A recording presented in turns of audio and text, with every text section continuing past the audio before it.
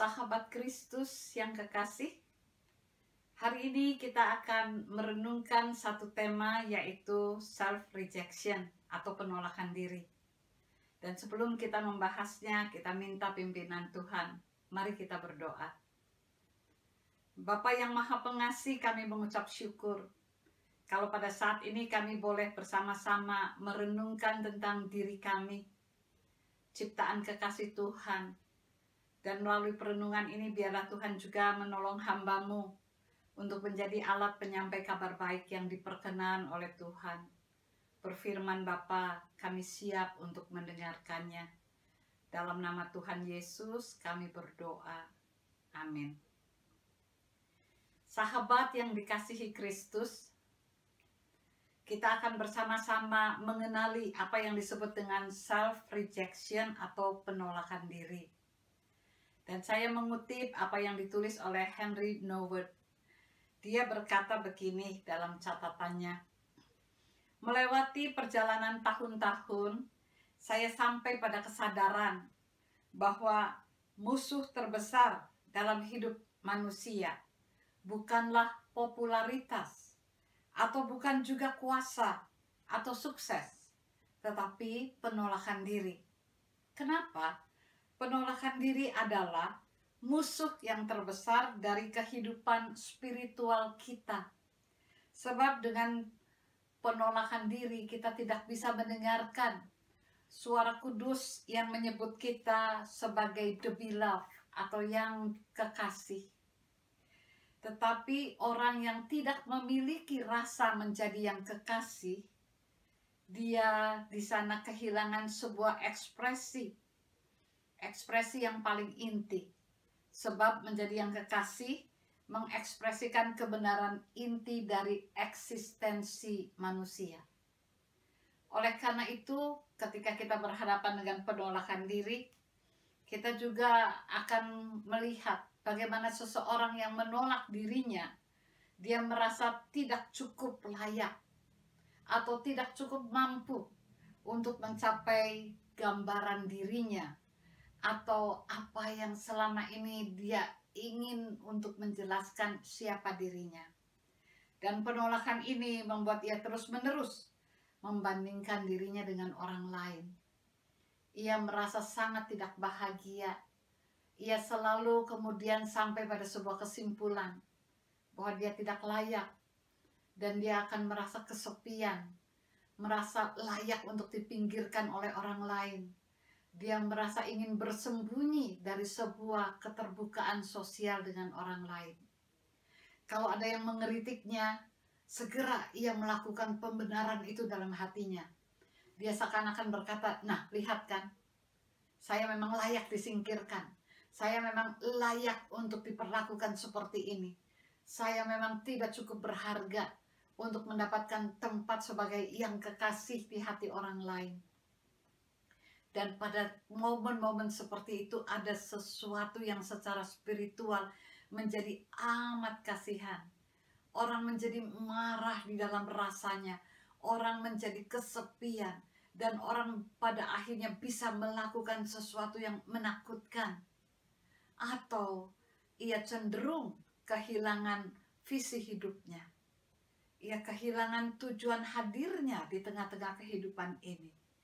Maka dalam kondisi seperti ini, penolakan diri bisa menjadi sesuatu yang membuat orang ini tidak berkembang.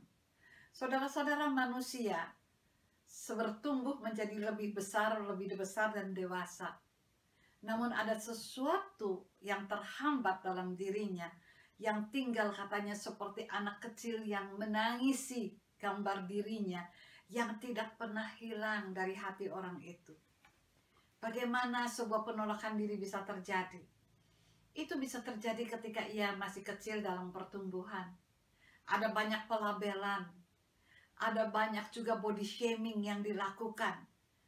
Sebelum keluar kepada lingkungan, barangkali juga dalam rumahnya, dia dibanding-bandingkan dan dia dianggap tidak proporsional dan tidak seperti yang diharapkan oleh orang tuanya. Kadang-kadang dibandingkan tentang wajahnya, tentang kepandaiannya, tentang keterampilannya, tentang apa yang dikatakan kemampuan dirinya. Dan dalam tekanan pelabelan itu dan body shaming yang terjadi, dia kemudian menjadi surut mengecil dalam diri si anak kecil yang kemudian tidak pernah ikut pertumbuhan badannya. Yang kedua, apa yang menjadi pengaruh lingkungan? Sikap lingkungan itu seringkali juga membuat penolakan diri terjadi.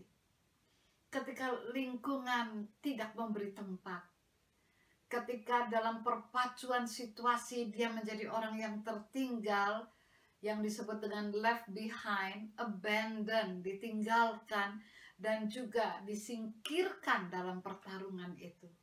Orang mulai tidak yakin pada dirinya dan mulai menolak keberadaannya sebab dia ingin sesuatu yang lebih daripada keadaannya. Dan yang ketiga adalah apa yang terjadi pada saat ia sendiri harus meresponi hidup. Diceraikan, dihina, atau dia melakukan kesalahan dan tidak ada orang yang menopangnya. Malah dia dipanis, dihukum dengan berbagai bentuk, apakah melalui kata-kata atau melalui berbagai tindakan. Ia menjadi orang yang tidak didengarkan sebab ia berbeda dari yang lain. Nah, di tengah-tengah situasi seperti ini, orang yang melakukan penolakan diri akan sangat terhambat dalam hidupnya. Ia selalu punya gambaran yang menolak dirinya. Dan kalau dia tidak ditolong, maka dia menjadi orang yang bisa pendendam, selalu menyalahkan diri, dan selalu juga menyalahkan orang lain, oversensitif, memberi pembanding yang tidak wajar, dan dia tidak mampu melihat orang lain dari kebaikannya, sebab dia merasa bahwa dia tidak pernah merasakan menjadi the beloved. Maka mengantar apa yang menjadi perenungan kita, saya ingin membacakan Mazmur 139. Tuhan itu begitu luar biasa. Dia menaruh makna the beloved dengan sangat indah. Mazmur 139, ayatnya yang ke-13 sampai dengan ayatnya yang ke-16. Sebab engkaulah yang membentuk buah pinggangku, menenun aku dalam kandungan ibuku. Aku bersyukur kepadamu oleh karena kejadianku dahsyat dan ajaib. Ajaib apa yang kau buat, dan jiwaku benar-benar menyadarinya. Tulang-tulangku tidak terlindung bagimu, ketika aku dijadikan di tempat yang tersembunyi, dan aku direkam di bagian-bagian bumi yang paling bawah. Matamu melihat selagi aku bakal anak, dan dalam kitabmu semuanya tertulis, hari-hari yang akan dibentuk, sebelum ada satupun daripadanya. Saudara, Mazmur ini menjadi sebuah ungkapan si pemazmur tentang bagaimana Tuhan menciptakan dirinya. Dahsyat dan ajaib, spesial, istimewa, dan kita adalah the beloved. Tuhan ikut serta dalam proses menenun aku di kandungan ibuku. Dan aku punya tujuan hidup sebab Tuhan punya rencana dalam hidupku. Tuhan punya plan. Oleh karena itu aku tidak mungkin menjadi seseorang yang hablur tanpa visi. Dan melalui Mazmur ini kita akan melihat bagaimana Allah menempatkan kita manusia sebagai the beloved dalam keunikan kita masing-masing. Aku dijadikan secara khusus, istimewa dalam tenunan apa yang dikatakan Tuhan yang merajut diri kita. Kita menjadi spesial apapun kita. Maka bagaimana orang bisa keluar dari self-rejection atau penolakan diri? Pertama, ia mesti punya keberanian. Keberanian untuk melangkah keluar dari paradigma-paradigma yang ada pada dirinya. Ia mesti mendengarkan panggilan kudus itu bahwa you are the beloved. bahwa dalam proses kita menjadi manusia di sana Tuhan terlibat dan punya rancangan. Kalau kita sampai pada apa yang dikatakan kemenangan spiritual itu, kita akan bisa melangkah keluar. Apapun yang kelam yang dikenakan pada kita di belakang kita, kita akan maju dan menemukan diri sendiri. Yang kedua, orang mesti berani masuk ke dalam nilai yang disebut dengan rasa yang paling dalam pada dirinya. Jadi bukan hanya orang memakai pemikirannya, tetapi orang memakai suara hati yang sesungguhnya. Ia menyelam masuk dalam rasa itu. Rasa dikasihi oleh Tuhan. Rasa berharga sebab diciptakan oleh Tuhan. Dahsyat dan ajaib.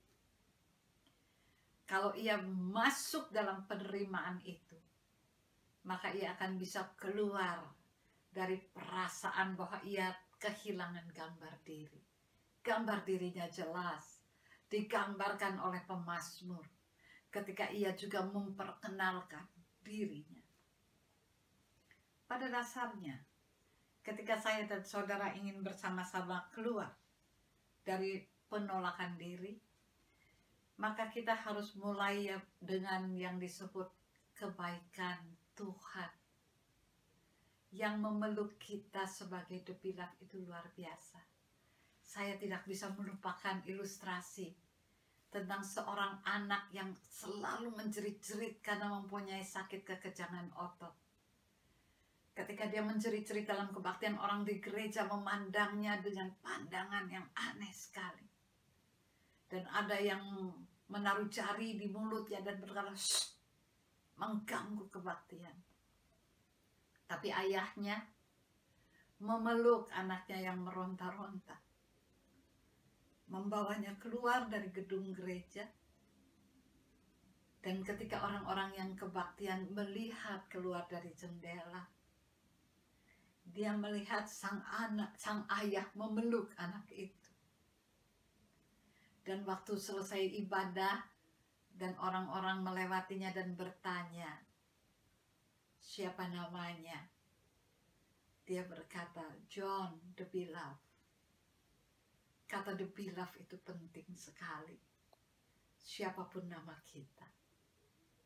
Sebab dengan kata the Beloved, dalam rangkulan yang berkata tidak apa-apa, apapun keberadaan fisikmu, apapun keberadaan IQ-mu, apapun keberadaan yang disebut dengan keterbatasan, tidak apa-apa. You are the beloved. Mari saudara, jangan perlakukan orang lain sehingga membuat orang itu menolak dirinya. Itu terasa amat pahit. Dan ada orang yang terkurung dan tidak bisa keluar dari penolakan diri. Dan kemudian sungguh-sungguh menjadi gagal dan berantakan hidupnya. Mari bersama-sama memberi rasa itu kepada diri sendiri dan kepada orang lain. Sebab kalau kita tidak mencintai diri kita, kita tidak bisa mencintai orang lain dan tidak bisa juga dicintai. Ketika rasa dicintai oleh Tuhan membuat kita merasakan keunikan diri kita. Tidak apa-apa berbeda dengan orang lain. Kita tidak sepenuhnya memegangi apa yang disebut dengan pandangan orang lain dengan kita. Kita tidak selalu ketakutan dan memberi pembanding diri kita dengan orang lain, lalu merasa aku memang tidak layak. Aku memang layak disingkirkan. Tidak ada seorang pun bagi Tuhan yang layak merasakan itu. Jangan buat orang lain merasakan itu. Dan kita juga tidak boleh terkurung dalam perasaan itu. Kacai diri kita. Lalu kita katakan, saya adalah the beloved dari Tuhan. Berharga kejadianku. Ajaib dan istimewa. Tuhan memberkati kita. Amin.